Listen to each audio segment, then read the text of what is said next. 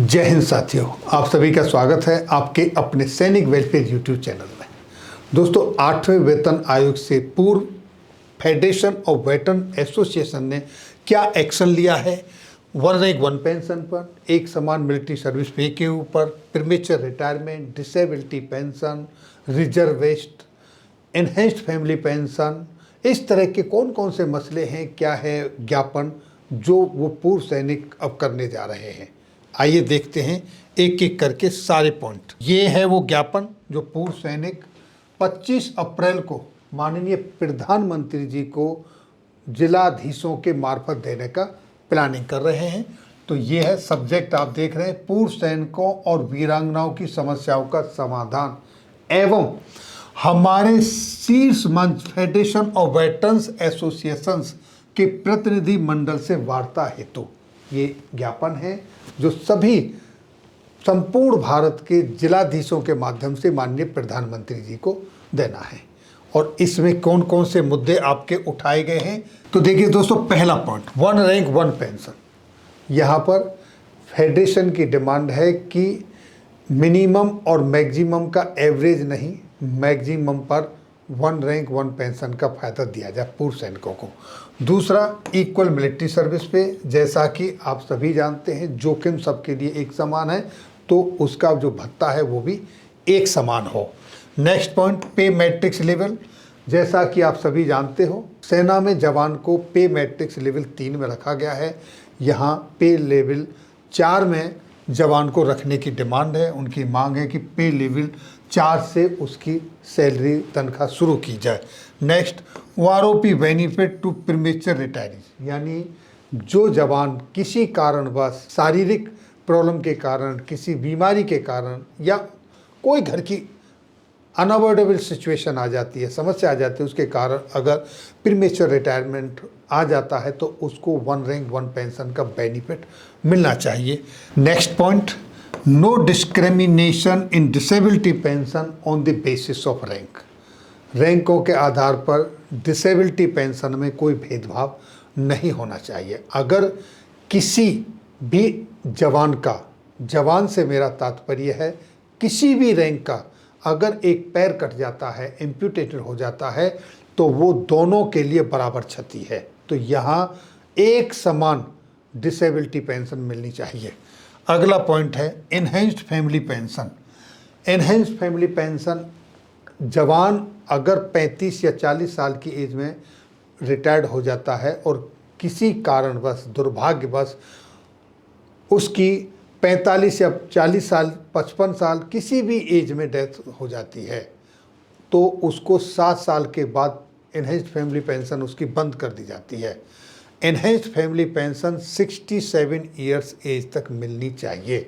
अगर किसी जवान की, पूर्व सैनिक की अर्ली एज में डेथ हो जाती है तो भी, या किसी की लास्ट में होती है तो 67 ईयर्स तक मिलनी चाहिए। नेक्स्ट पॉइंट है ECHS facility to other rank, यानी एनसीओ के लिए, जवानों के लिए ईसीएचएस की जो फैसिलिटी है वहाँ पर उनको मिनिमम सेमी प्राइवेट रूम की फैसिलिटी मिलनी चाहिए। जो अभी उनको जनरल वार्ड की फैसिलिटी दी जाती है उसको सेमी प्राइवेट रूम की फैसिलिटी मिलनी चाहिए, क्योंकि वो कंट्रीब्यूशन के आधार पर, अगर वो कंट्रीब्यूट करना चाहते हैं तो उनको वो फैसिलिटी मिलनी चाहिए।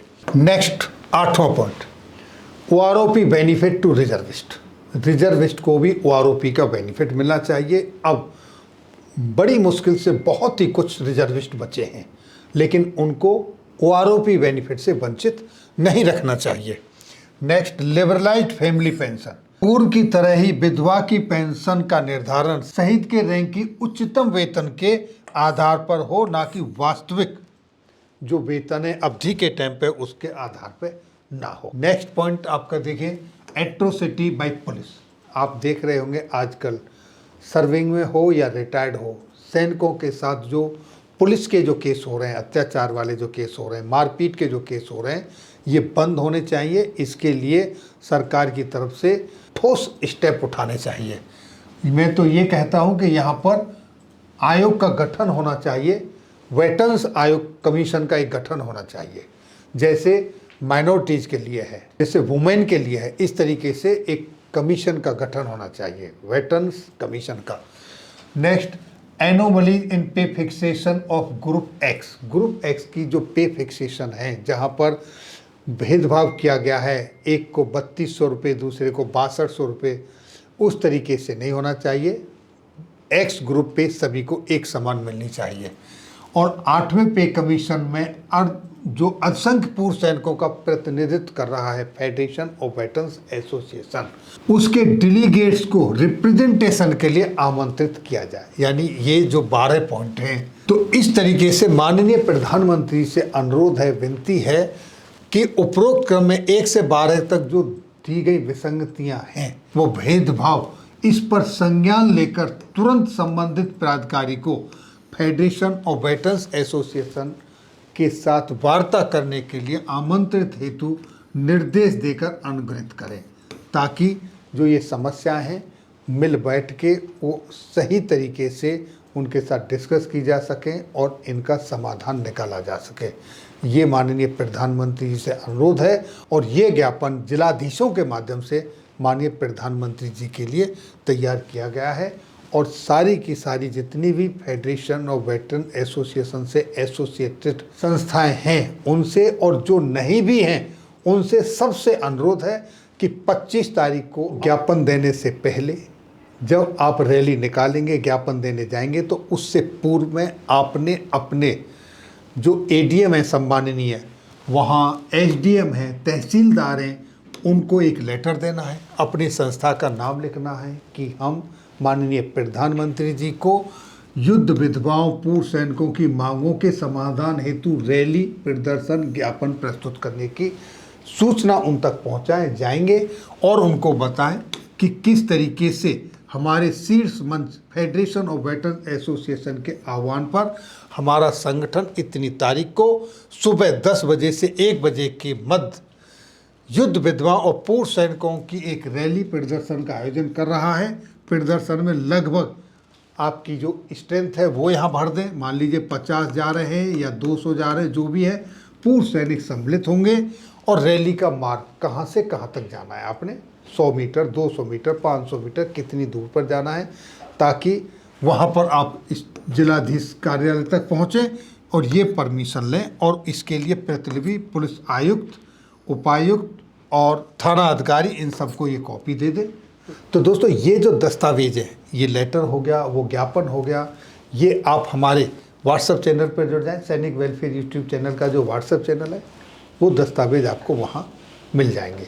इससे जुड़े हुए दस्तावेज और जितने भी आपके वेलफेयर से रिलेटेड वीडियो बनती है, वो सारे दस्तावेज आपको वहाँ पर अवेलेबल हैं, वहाँ मिल जाएंगे। तो ये थी जानकारी आज के इस वीडियो में। फिर मिलेंगे आपके वेलफेयर से जुड़ी हुई किसी अन्य जानकारी के साथ अगली वीडियो में। तब तक के लिए जय हिंद, जय भारत।